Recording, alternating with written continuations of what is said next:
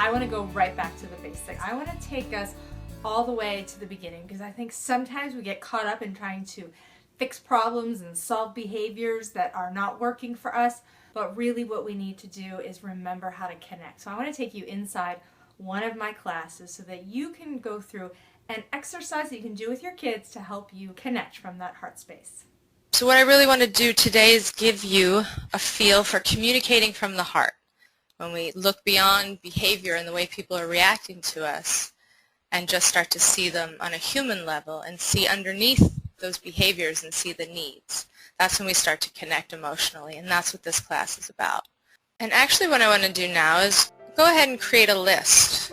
What traits and qualities do you want your children to grow up to embody? Let's create a list together. I've started the list, and one of my qualities is that I want my child to be creative.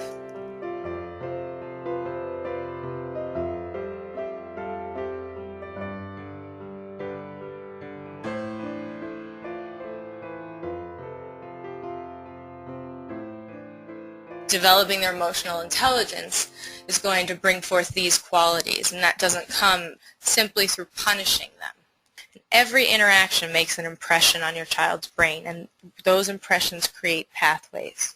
You know, what kids need most beyond rules and discipline and lectures about how much more we know than they do, what they need to know is that we're a safe place. You are a safe place to turn to. Children need to be connected to a loving adult. Without this connection, because you're angry or you're in a threatening mode, what they feel is panic and fear, and then they have little access to all those love-centered behaviors that we want them to show to us and to other people. And what we need to do is develop an efficient stress response system so that when children become upset or frightened, they know where they can turn. The quality and the quantity of your interaction with your child is what helps grow his brain. So it's through observing the actions and experiencing the responses of a parent or caregiver that a child assimilates information, into his own repertoire, and gradually they'll learn to model what they've witnessed and experienced. Children need to learn about their emotions. They're still developing, again, those connections to things like impulse control and anger management. And how do we do this? So again, it's not through rules and harsh discipline or punitive consequences. It's through compassionate communication. It's through our responses to our children that they develop their model for interacting with the world. Communication that shows deep listening, acknowledgement of fears and feelings is communication that opens the door for us to connect, for us to relate, for us to reach our children, because when they're upset, we can only relate emotionally. We can't relate to them cognitively because they can't function that way. When kids need empathy the most is usually when they're communicating in a way that makes it the hardest to give it to them. And that's so important for parents because it means that we really have to be able to regulate our emotions and develop our emotional intelligence. And how do we develop our emotional intelligence? Well, it's through the practice of conscious awareness, being in the moment, being present. And we also do that through the practice of empathy. And again, when kids need it the most, they are so not showing it to you. They are communicating in a way that makes you probably want to scream and shout.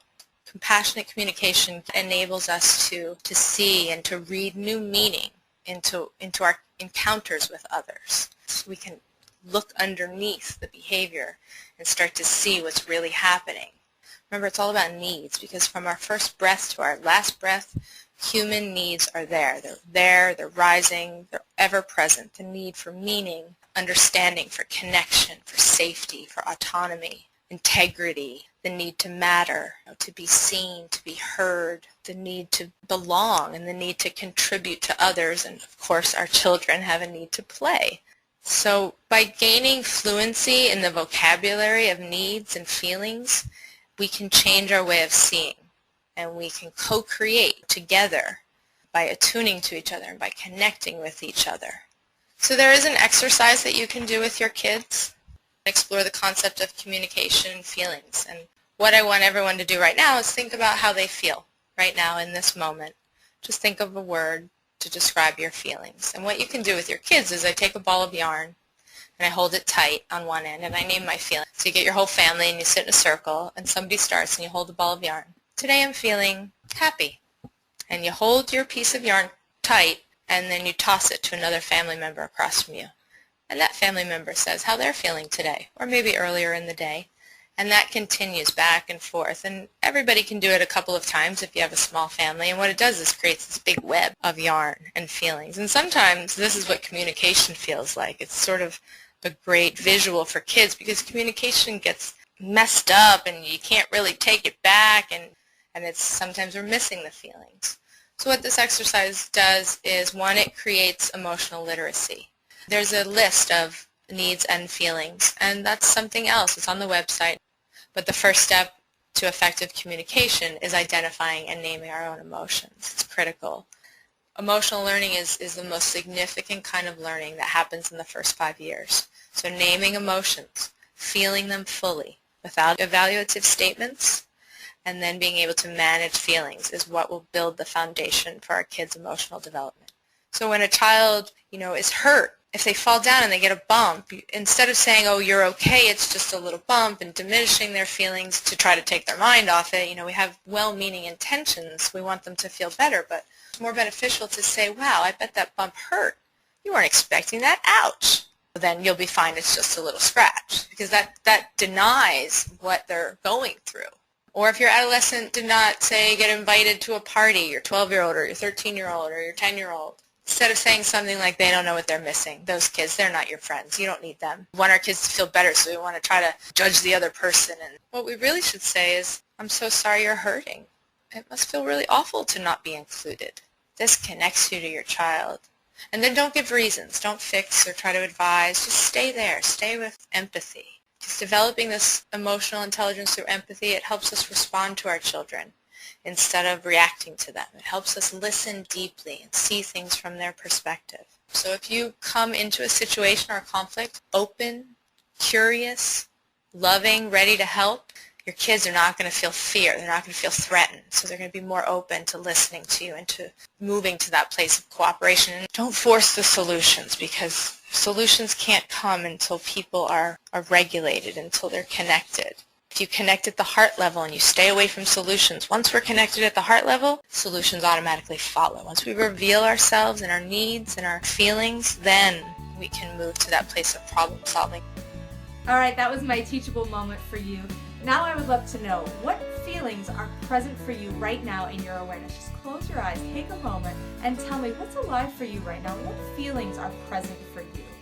Just by taking this moment to become aware of what's going on inside of you, you're going to be better able to understand all of those around you and therefore help your children when they are not able to connect. Leave me a note down below in the comments. Let me know what's going on for you right now. Just by sharing your story, you might inspire someone else towards the change that they were looking for. And if you want more video trainings like this, get on over to teachthroughlove.com or subscribe to my YouTube channel, because that is where I will give you all the information that you need to create the family that you deserve. Now, did you like this video? Because if so, I would love it if you would share it on your favorite social media site or with a friend who you think might benefit. Because when you share the love spreads. Thank you so much for watching. Until next time, please remember, it's about consciousness, not perfection.